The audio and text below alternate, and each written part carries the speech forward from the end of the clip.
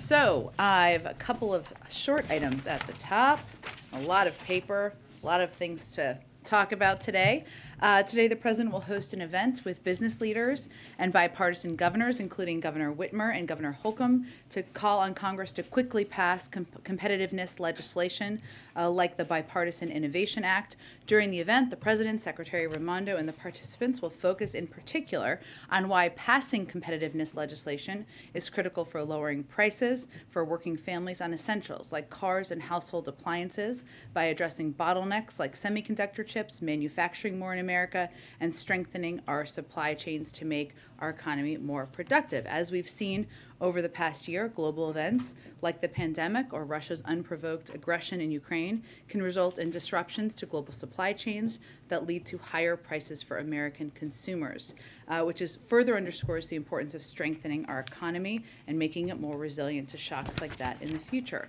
Also wanted to note that today the President signed an executive order outlining the first ever whole of government approach to addressing the risks and harnessing the potential benefits of digital assets. Previously, there has never been an organized effort to bring together the expertise and authorities of the entire U.S. government to inform a holistic approach to digital assets. With this executive order, the President is calling on experts across the federal government to assess and develop policy recommendations that address the implications of the growing digital asset sector across consumer protection, financial stability, national security, and climate risk. Let me finally say, I heard there was a little kerfluffle in here after the briefing the other day. I just want to say that what we're going to do today is we're going to try to start with the third and fourth row and fifth and sixth row, get more people's questions answered. We are always happy to answer questions from here. I could go on for hours. Just sit in your seats, but we also know you all have a lot on your plates. So what we try to do, for everybody's knowledge, is balance between all the things reporters and all of you have focused on and trying to be informative in this briefing room, but we also are here as people have follow-up questions. So with that, Josh, let me have you kick us off. Thanks, Jenna. I know the pool's supposed to gather around 1:45. Yes. If that's still on. So one easy question. The U.S. declined to help facilitate the transfer of jets to Ukraine yesterday.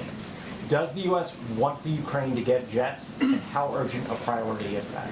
So let me give you an update on the status. As of now, the Secretary Austin, Chairman Milley, and members of our Defense Department are in touch with Ukrainian counterparts, NATO counterparts, discussing what are clearly logistical challenges here. And I would note, Josh, that in the statement put out by my colleague at the Pentagon yesterday, he made clear that obviously a proposal from yesterday that fighter jets manned by Americans departing a NATO base to fly into airspace contested with Russia raises serious concerns for the United States and NATO. So the logistical questions here, just to put a little fine point on it, are things like how do you get planes into Ukraine in a way that is not escalatory? And what are the logistics and operational details of that?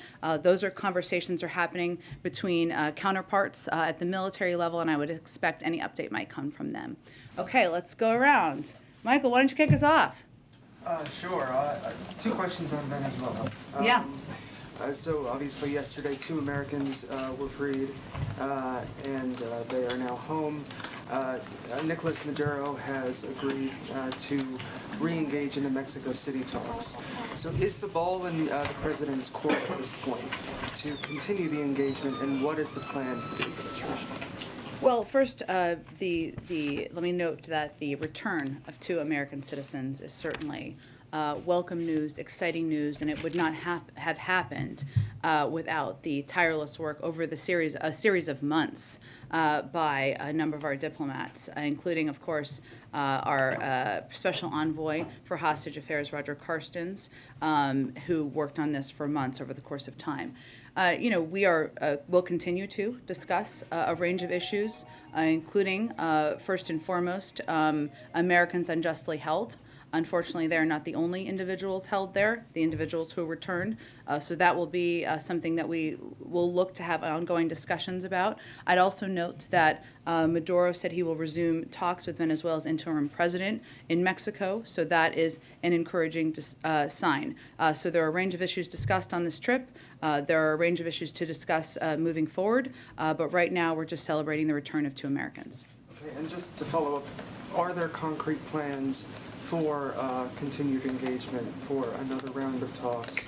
And is there, you mentioned, I think on Monday, that energy security was part of the conversation. What can Venezuela contribute to energy security? Well, I don't have anything to preview for you in terms of additional talks or rounds of talks, but again, we are very pleased to have these two Americans returned home.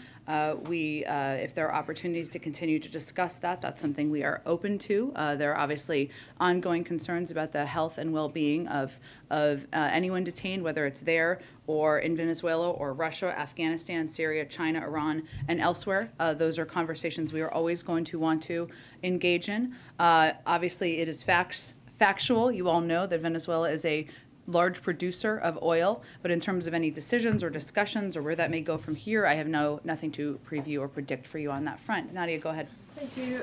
Many American companies declared yesterday that they're shutting down in Russia, including Visa, Card, Masters, and McDonald's, etc.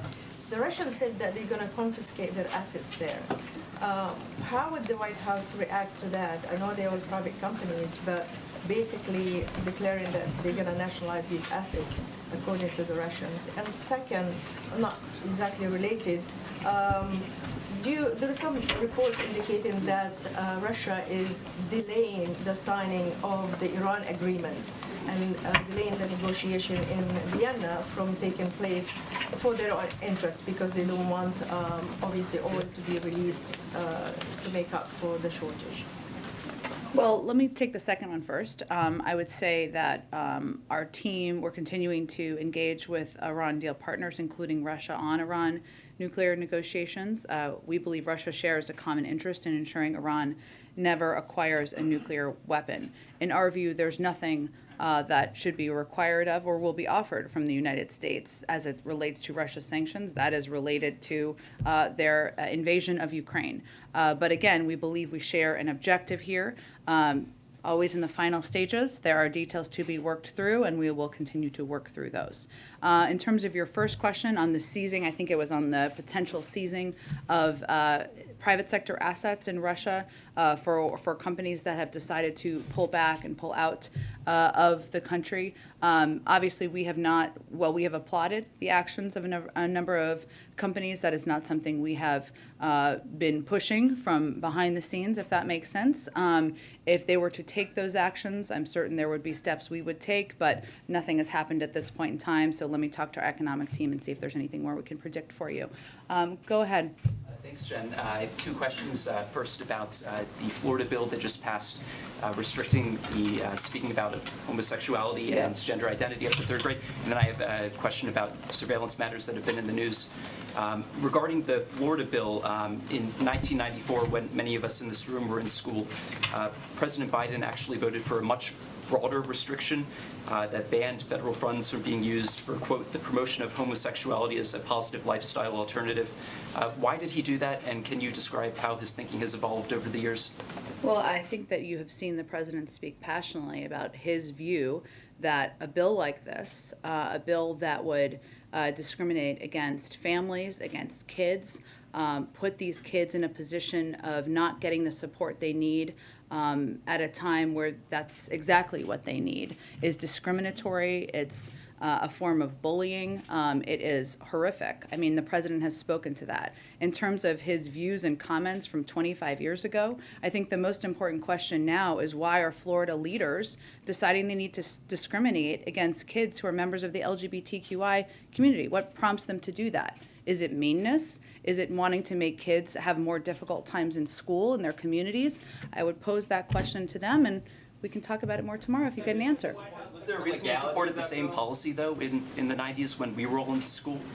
I think what's important to note here is how outspoken the president has been against discrimination, against kids, against members of the LGBTQI plus community, and what we're looking at here is a bill that would propagate misinformed, hateful policies and impact children. So that's the question. I hope maybe you can pose that to some of the leaders in Florida. Maybe they'll return your phone calls, and I'll look forward to having that conversation with you. Perhaps Chris could follow up afterwards, but I'd like to ask about the surveillance matters as well. Sure. Senators Wyden and Heinrich, who are Democrats, recently alleged that the CIA is conducting a mass surveillance program that implicates American data and that it's outside of the statutory bounds that people think it's within. First, could you say anything about that to reassure Americans regarding their data? And secondly, according to a recent court filing by Special Counsel Durham, there was a technology executive who was, quote, mining the Executive Office of the President's DNS traffic and other data. CISA, the Federal Agency for Cybersecurity, said in a 2020 document that DNS data can be sensitive and that's important to secure. There are competing narratives, of course, about what data was actually implicated. So could you share with us what data was implicated in this and whether the White House has any security or privacy concerns regarding this alleged review? I have nothing further to comment on your questions. Obviously, this is an investigation. I put you in the Department of Justice, members of Congress. Obviously, we have serious respect for people's privacy in the country. Go ahead. Thank you, Jen. A quick follow-up. You mentioned the logistical challenges about flying planes Yeah. to Ukraine through contested airspace. Why can't the United States put those planes on trains or automobiles? I guess, are we really to believe that when we're sending or preparing to send billions in aid, that, this is the logistical bottleneck that is stopping us from getting them those planes? Well, it is a serious logistical bottleneck, right? Obviously, there's obvious concerns that the Department of Defense has spoken to about flying planes from U.S. air bases, right? That they spoke to yesterday. These planes, carting them down the street, I think, is not as easy as you may think it is. Planes, if they have to be taken apart and put back together, you have to have people who are able to put those planes back together. You have to ensure that they can be safely moved through the course of a contested country, or not, a country where there is a war going on with the Russians, who implemented that war. So there are a range of logistical, operational challenges. Those are important conversations to happen between military experts and our Defense Department, leaders and officials, Secretary Austin, Chairman Milley, and their counterparts. And then should we expect that the U.S. Export-Import Bank is going to continue to underwrite loans that would support commerce with Russian companies and corporations, given the tranche of sanctions that we've seen against? I would have to check and see how these sanctions are implemented. Obviously, we're going to abide by all of our own sanctions, and we've tried to implement them as quickly as possible, but I can see if there's any specific impact on them. Go ahead. So John Kirby's line is that transferring the planes, or the latest iteration, was not tenable. Are you saying, is what's not tenable the arming of the Ukrainians with jet fighters, or is it merely the logistical things you're speaking to? I think the Defense Department spoke primarily to this, and they were very specific, Jeff. They said fighter jets manned by Americans departing a NATO base to fly into airspace contested with Russia raises serious concerns for the United States and for the NATO alliance. We have provided $1 billion in military assistance. I would say the $350 billion that was announced just less than 2 weeks ago, I believe the Defense Department has conveyed almost all of that has been delivered. We have not held back on providing weapons, anti-missile systems, tank systems at all at any point in this process. But there are important operational logistics concerns here and steps, conversations that should happen between military experts, and that's exactly what's happening. It's a policy that the White House would support or like to find a way to solve? Again, or we're having discussions about it, but there are operational and logistical questions that are important ones that we will leave to our Defense Department colleagues.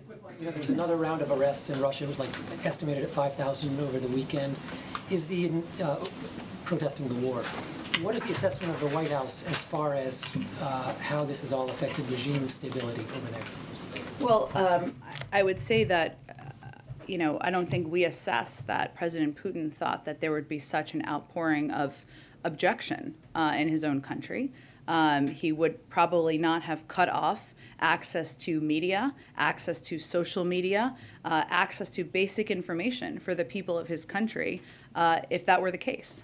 So we have seen people across Russia bravely, courageously protest, speak out against a war that they believe is unjust, is unwarranted, That is incredibly powerful. Now, unfortunately, as you know, and many of you know from working for these networks and news organizations, there have been tough decisions that news organizations have had to make, whether they're going to keep a presence in Russia because of the restrictions. And it's not just, the speaking out of President Putin. It's about fines. It's about the threat of arrest. It's about safety and security that organizations have to consider. So in terms of stability, I don't have any assessment for that other than to tell you that it's pretty clear he didn't bet on the opposition from within his own country. Sharice, why don't you go in the back? Thank you.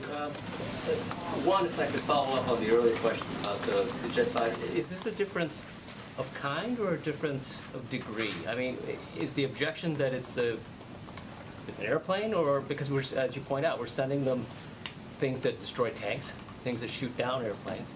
So I mean, if it can be done without, they would know where they came from. I mean, so I don't even see just any plausible deniability or anything like that. What is the hang-up exactly? I think it's pretty clear it doesn't require a military expert to understand why having planes fly from a U.S. airbase into a contested part of a country where there is a war is not in our interests and not in NATO interests. So there are logistical and operational challenges to consider and discuss.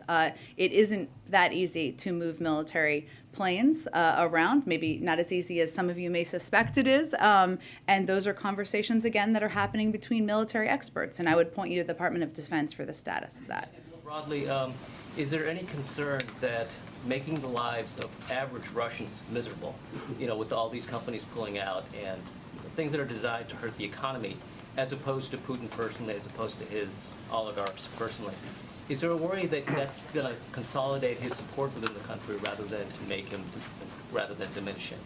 Well, I would say that our view and the view of our global partners is that when a president like President Putin, launches a war of choice where he is brutally killing, injuring people in a sovereign country, there have to be consequences. Those consequences are economic and significant, no question about it.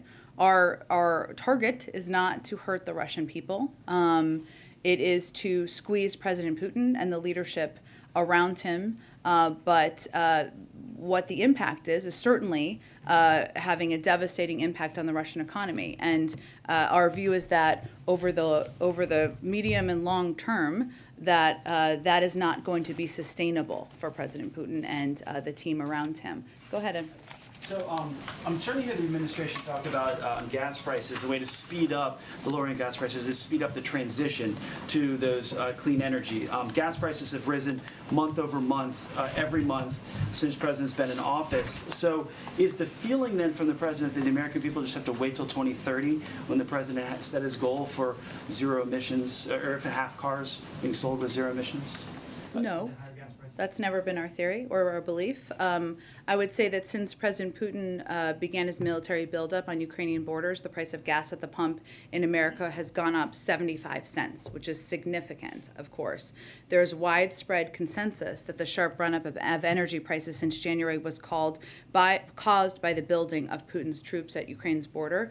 The reality, as we know, is that Russia is the world's third largest oil producer, and energy supply disruptions and market volatility are a result of his aggression. Don't take my word for that. There have been a number of assessments. Back in January, Fed Chair Powell warned that there was a risk to our economy based on, quote, what's going on in Eastern Europe. In early February, JP Morgan analysts projected that disruptions of oil flows from Russia could push oil prices to $120 per barrel, which is what has happened. Our approach has always been twofold. One, we need to ensure the supply meets the demand out there in the marketplace. There's a couple of ways to do that. Obviously, we're engaging with big global oil producers around the world to meet that demand. But there are also, as we've talked about a few times in here, 9,000 unused oil leases that oil companies could certainly tap into, and we've encouraged them to do that. So that's certainly a way to address. But the price of gas on February 14th was at a highest level since 2014. So it was already at an elevated level. I want to ask you. And the buildup of troops was even before that. I want to ask you about tomorrow. We're going to get a CPI inflation number that's expected to be pretty big. It's supposed to rise from the 7.5% that it was month over month. So gas prices are part of that. I want to know what specifically the administration has done, they've been working on, that has worked to bring down inflation. Well, I would say first, because well, we don't have the data at this point yet, but as we're looking ahead, we certainly assess that that we expect to see a high headline headline inflation in tomorrow's February inflation data. A key reason, as you touched on, are energy prices. We've seen the price of gas increase, as I noted, 75 cents since the beginning of the year as Putin built up his military near Ukraine and took increasingly aggressive measures that were felt in the markets. We also expect some increases in pandemic-affected sectors given our strong recovery from Omicron in February. That's a positive sign for our economy and for Americans who are going out again, traveling, going to restaurants, and getting back to normal. And we also expect to see continued moderation in used car prices. So that's what our prediction or our assessment is at this point in time. In terms of steps we have taken to address inflation, what has worked? So October 13th is when you announced the port initiative. Yeah. What specifically can you point to that has worked to bring down inflation? Well, there are a number of steps we've taken. If you compare month to month, we've seen inflationary pressure or inflationary numbers go down month to month, even as we looked at the year-to-year numbers go up, which we entirely predicted. One, we've taken steps to address bottlenecks in the supply chain, to reduce those bottlenecks. Those are steps we've taken not just since October, but since earlier this year. There's no question that we've seen impacts as it relates to getting goods and supplies out to the American public. We've also taken steps to address what we see as shortages and issues in the semiconductor space.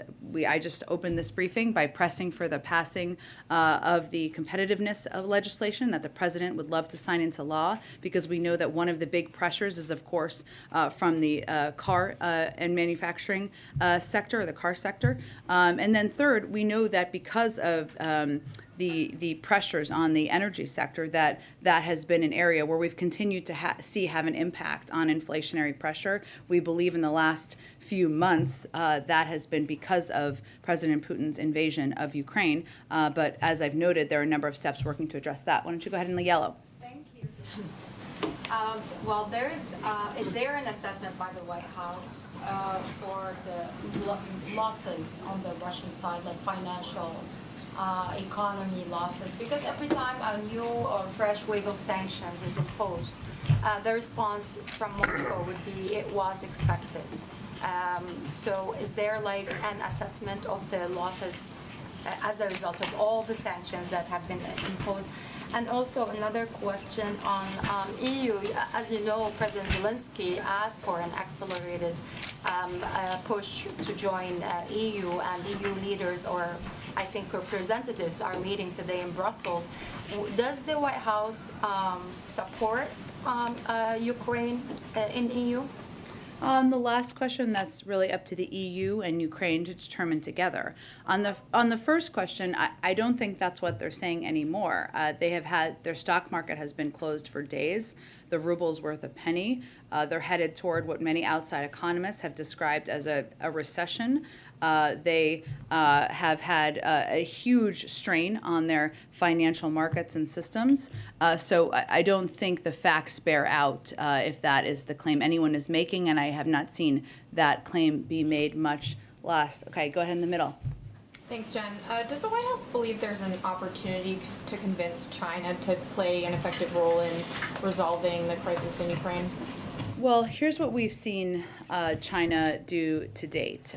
We have seen them speak out at the Munich Security Conference, or have a public comment, I should say, about the territorial integrity and sovereignty of Ukraine. We've seen them abstain from UN Security Council votes. We've seen them largely abide by the sanctions that have been put in place. I would note, though, that if any country tries to evade or work around our economic measures, they will experience the consequences of those actions. So our assessment right now is that they're abiding by the requirements that have been put in place, but we would continue to encourage any country to think a lot about what role they want to play in history as we all look back. Okay, let me go to the front. Go ahead. Thank you. A couple of questions on the future leadership of NATO. What is the White House thinking on Jens Stoltenberg stepping down in just a few months as the leader of the alliance? Well, I think that NATO has not been more united in the last several months in decades. And while no one wanted that to be prompted by the invasion of a dictator like President Putin into a foreign country, that unity among NATO partners and the strength of that unity is certainly something that has been a direct impact of his aggression. In terms of future leadership, obviously that would be for NATO partners to determine, but we certainly recognize and value the leadership that has been displayed by NATO leaders and the alliance over the course of the last few months. Follow up on that. Have you, as a NATO member, ruled out asking Stoltenberg to continue in this time of the biggest crisis since World War II? I don't have anything to predict for you in terms of the future of NATO leadership from here. Have you started the search for a new leader of NATO? Again, it's up to NATO leaders and partners to determine that. I'm not a spokesperson for the NATO alliance, so I would certainly point you to them to speak to that in any further detail. Go ahead. We'll go back to Venezuela if we can. And Sure. There's a few here you're probably going to not be able or just not answer, but we're going to ask them anyway. Go for it. Let's, Gustavo Cardenas and Jorge Alberto Fernandez, do we know why they were released? I don't have any more details on that I can provide. U.S. officials who were part of that delegation, are they all back from Venezuela? I believe yes. I will confirm that for you, though.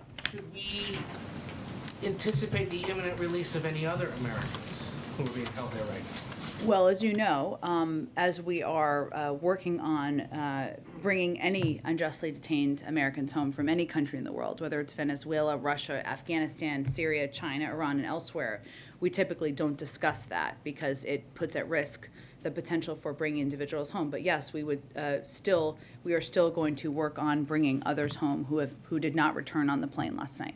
A high-ranking member of Juan Guaido's team told the Miami Herald this week, quote, "It is foolish to think that Maduro will quit Russia when a great deal of the corruption funds have been deposited in Russia and when Russia furthermore is its greatest ally. This is a mistake. To buy oil from Maduro is the same as buying oil from Putin." Two things. I think I know where you'll go on the first one, but I want to give you the opportunity to respond. If the United Spend States... so much time together, Ed. I appreciate it. If the United States recognizes Guaido as the leader of Venezuela, why did the U.S. feel it necessary to negotiate with the Maduro regime? And was the Guaido team made aware of the plans for U.S. officials to go to Venezuela to meet with the Maduro government before they went? On the last, I just don't have anything more to convey to you about private diplomatic conversations. I would note that one of the steps that was announced yesterday was Maduro saying he was willing to resume talks with Venezuela's interim president. Certainly, we would note that. And obviously, part of our effort here, as you now know, was related to the health and well-being of American citizens detained in Venezuela. Hence, we had discussions with those who were detaining them. Just one, because there were so many questions, good ones about the planes Yeah. going from Poland to Ukraine and whether we'd be the interlocutor. On Sunday, when the Secretary of State was asked about this possibility of a plane swap, he said, quote, "That gets a green light, and we're working with Poland on possibly backfilling their military equipment." What changed between him saying that on Sunday and Tory Newland and others yesterday at the Pentagon saying, actually, that's not tenable? Well, I don't think that's exactly how I would see how the events transpired. I believe that Secretary Blinken was asked about Poland giving planes to the Ukrainians. That's certainly a choice they make as a sovereign country. We've never opposed that, never stood in the way of that. We still do not today. What we're talking about here, though, is the proposal yesterday, as you know, was for these planes to fly from a U.S. airbase in Germany, and we have understandable concerns about that. So what we're talking about now through military channels is the operational concerns, how this could work, the logistics of it, and those conversations are ongoing. Go ahead. Thank you. Why did you guys decide to rebrand the rise in gas prices as the hashtag Putin price hike? I mean, if you want to use that on Fox, I welcome that. But I think it'll get a lot of airtime because we have heard the president warn for months the gas prices were rising because of the supply chain and because of post-pandemic demand. If you guys knew for months that this was going to be the hashtag Putin price hike, why are we just hearing that now?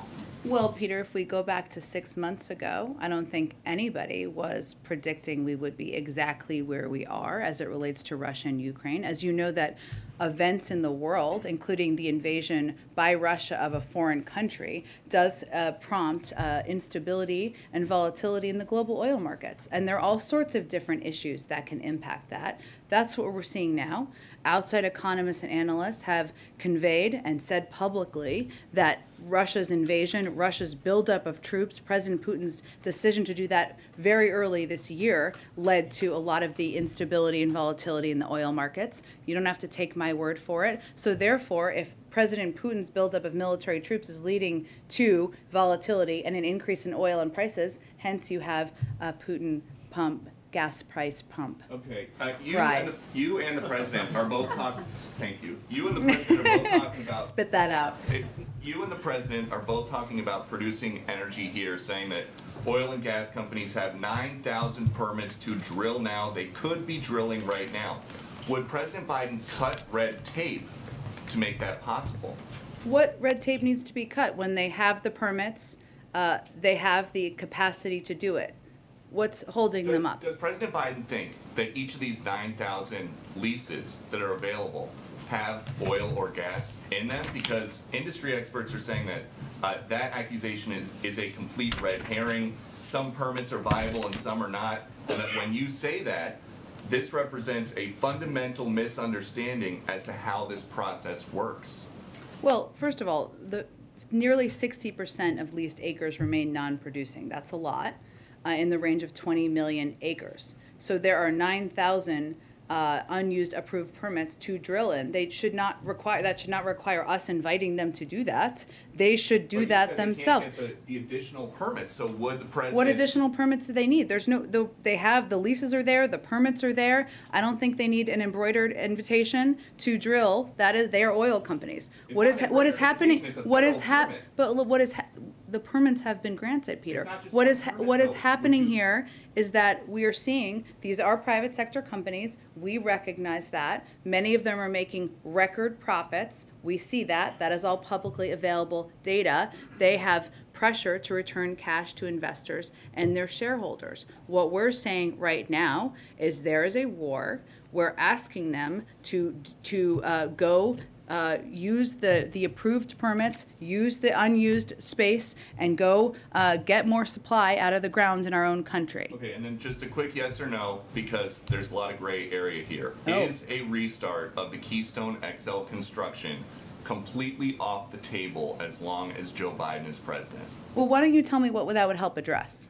I'm asking you if it is an option. You guys say all options are on the table. Is restarting Keystone construction one of them? If we're trying to bring about more supply, that does not address any problem. It's supply from Canada, a friendly ally, instead of Saudi Arabia We're already getting that oil, Peter. It's the pipeline is just a delivery mechanism. It is not an oil field. So it does not provide more supply into the system. It does not address.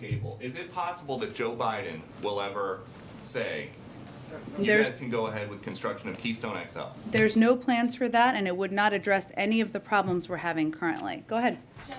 And we're going to have to wrap up soon. We'll try to get to Mike. Go ahead. Can you help us understand what exactly would have transpired for the Polish government to publicly propose this idea of getting the fighter jets to Ukraine that the U.S. would then publicly reject? Was there at any point a breakdown in communication between the two countries? Well, I think as our Undersecretary of State, Tory Nuland, testified yesterday, we were not made aware of their plans to make that announcement yesterday. So I wouldn't call that a breakdown, and I guess it's a temporary breakdown in communication, but we have a strong and abiding relationship with Poland. The president spoke with President Duda just last Friday. Obviously, the vice president is on her way there, not related to this particular issue, which will be worked through military channels, but it was more about the mechanism for how it would be delivered, and that is the issue that is operational, and we're still discussing. Is it safe to say that the U.S. was caught off guard by the initial announcement from the Polish government? I think we said that yesterday. On gas prices, quickly, the president said yesterday, I'm going to do everything I can to minimize Putin's price hike here at home And then hours later, as he was getting off Air Force One, he said, I can't do much about that right now. Can't do much right now, was the exact words from the president. For anyone that might have been confused seeing the two statements from the president within a couple of hours, what would be your explanation? Does the president believe there is action that he can take to address gas prices, or does he believe there's not much that can be done? Well, I would say that the short gaggles when the president is getting off the plane and getting into a car are not always super comprehensive, as I think many of you have experienced. They're not always extensive, but what the president said yesterday in his lengthy remarks before his trip, and what we have said many times, is that there are a range of steps that we will continue to take, including coordinating with the global community about ensuring the supply in the marketplace meets the demand. That includes the release from the Strategic Petroleum Reserve, that he announced a second one just a few weeks ago. That includes continuing to work and coordinate with global oil suppliers around the world, something that his national security team and he is engaged in a nearly daily basis. And that includes considering a range of domestic options. But the oil markets are global, right? And it is all about meeting the supply demands that are out there. And clearly, given the invasion and given the impact of that, we need to look at a range of options, but we've already taken a number of steps and we will continue to. And he said that all yesterday morning in the same day. Go ahead. Okay, I got it. This may have to be the last one. I'm sorry. Go ahead. On the military planes Yeah. and the Vice President's trips, you said that what's going on now are logistical discussions with military officials. So this issue is not a priority, is not going to be part of the Vice President's discussions with the Polish. I would expect it's going to happen through military channels. Those conversations have been ongoing, and I would expect they would continue to happen through those channels. Not a priority, not a central part of the Vice President's discussions. I'm never going to say it's not a priority, but I would just say that the appropriate channels for it, because they're about the operational movement of military equipment, are through military channels. Just a clarification. I know we're going to have to wrap up in a minute here because you guys have to go to the event. Just a Go ahead. quick reaction to the Russian airstrikes reportedly striking a children's hospital in the Ukrainian city of Mariupol.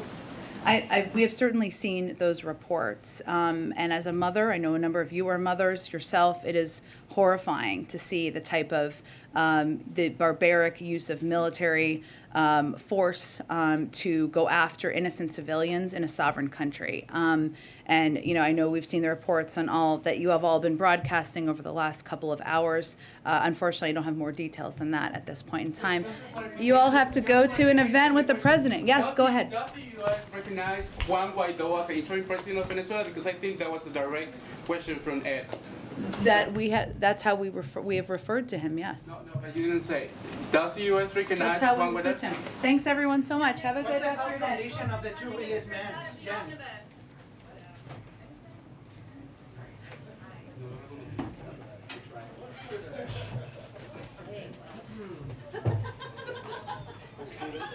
Congratulations. Welcome later. Encouragement.